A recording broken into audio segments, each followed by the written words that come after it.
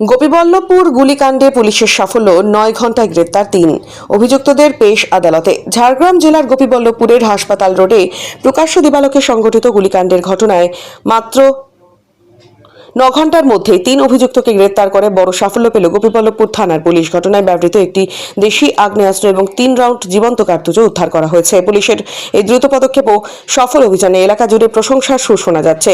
শুক্রবার দুপুরে ঝাড়গ্রাম জেলার গোপীবল্লভপুর সুপার স্পেশালিটি হাসপাতালের সামনে গুলিবিদ্ধ হন মদনশোল গ্রামের বাসিন্দা আকুল সেনাপতি, বয়স ৪৭। তিনি তার স্ত্রী সাবিত্রী খামরি সেনাপতিকে আনতে হাসপাতালে যাচ্ছিলেন। তার স্ত্রী পেশা একজন আশাকর্মী।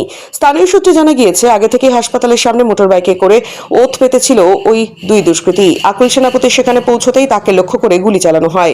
গুলিটি তার বুকের ডান দিকের বগলের কাছে লাগে বলে জানা গেছে। আচমকা গুলির শব্দে আতঙ্ক ছড়িয়ে পড়ে হাসপাতাল চত্বর ও আশপাশের এলাকায়। স্থানীয় বাসিন্দারা দ্রুত রক্তাক্ত অবস্থায় তাকে উদ্ধার করে প্রথমে গোপীবল্লভপুর সুপার স্পেশালিটি হাসপাতালে ভর্তি করেন। পরে শারীরিক অবস্থার অবনতি হলে তাকে ঝাড়গ্রাম মেডিকেল কলেজ ও হাসপাতালে স্থানান্তর করা হয়।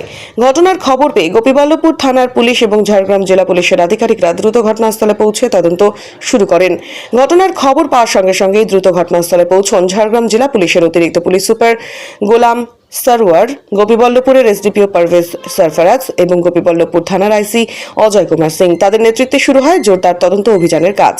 ঘটনাস্থল পরিদর্শন, প্রত্যক্ষদর্শীদের সাথে কথা বলা এবং বিভিন্ন সূত্র সংগ্রহ করে তদন্তকারীরা দ্রুত অভিযুক্তদের চিহ্নিত করতে সক্ষম হন।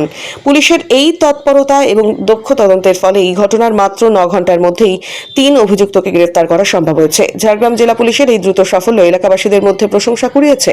আহতের বোনের লিখিত অভিযোগের ভিত্তিতে গোপীবল্লভপুর থানায় 53/2026 নম্বর মামলা রুজু করা হয়। ভারতীয় ন্যায় সংহিতা এবং অস্ত্র আইনের একাধিক ধারায় মামলা দায়ের করা হয়। তদন্তে নামে পুলিশ। তদন্তে নেমে বিভিন্ন সূত্র ধরে দ্রুত অভিযুক্তদের শনাক্ত করতে সক্ষম হয় পুলিশ। ঘটনার মাত্র ৯ ঘণ্টার মধ্যেই বিশেষ অভিযান চালিয়ে শীতল রানা, বয়স 22, গুরুপ্রসাদ দলাই, বয়স 21 এবং ত্রিনাথ দলাই ওরফে রাজু দলাই তাকে গ্রেফতার করা হয়। ধৃতদের কাছ থেকে একটি দেশি আগ্নেয়াস্ত্র এবং 3টি জীবন্ত কার্তুজ উদ্ধার এবং বাজেয়াপ্ত করা হয়েছে। অভিযুক্তদের শনিবার ঝাড়গ্রাম জেলা আদালতে পেশ করা হয়। পুলিশ সূত্রে খবর, প্রাথমিক তদন্তে পূর্ব শত্রুতার বিষয়টি সামনে এলেও ঘটনার প্রকৃত কারণ জানতে বিস্তারিত তদন্ত চলছে। এই ঘটনায় অন্য কেউ জড়িত রয়েছে কিনা তাও খতিয়ে দেখা হচ্ছে।